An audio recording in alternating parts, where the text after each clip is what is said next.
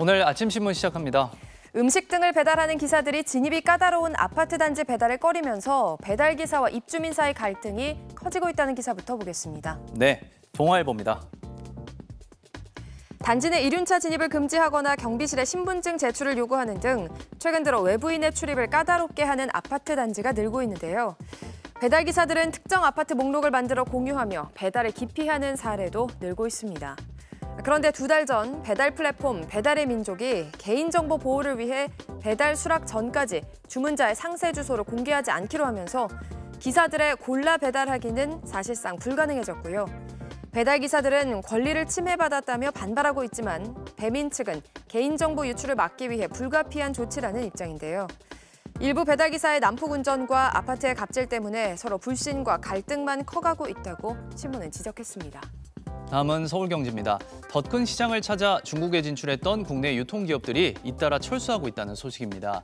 2011년 하스코라는 이름으로 중국 시장에 진출한 아성 다이소는 현지 매장만 200곳이 넘었고 연간 매출액이 200억 원을 넘어서는 실적을 기록할 정도였지만 중국 이커머스 업체 테무 등이 저가 생필품 시장을 휩쓸자 지난해 중국에서 철수했고요.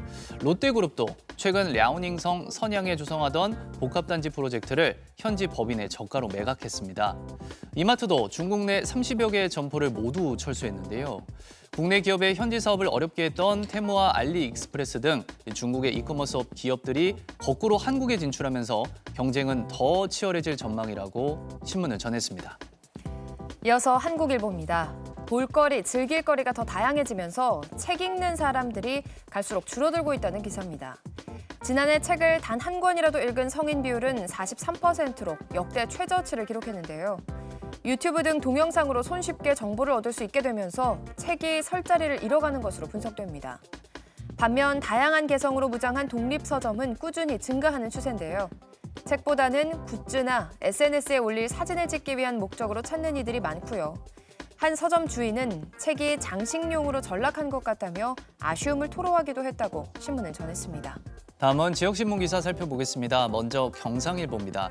울산 앞바다 대표 어종인 가자미 등 지역 수산물의 어획량이 꾸준히 줄고 있다는 소식입니다.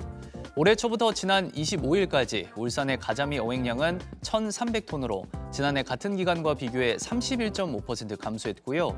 두 번째로 많이 잡히는 아귀의 어획량도 2021년부터 계속 줄고 있습니다.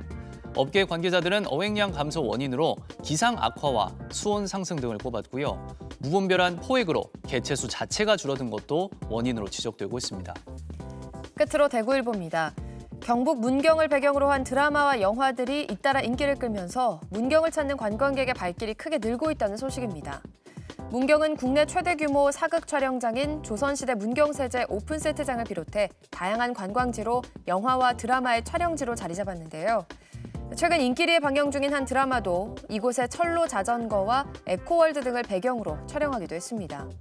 드라마의 여운과 감동을 즐기기 위해 주말과 평일을 가리지 않고 문경을 찾는 관광객들도 늘고 있다고 신문을 전했습니다. 지금까지 오늘 아침 신문이었습니다.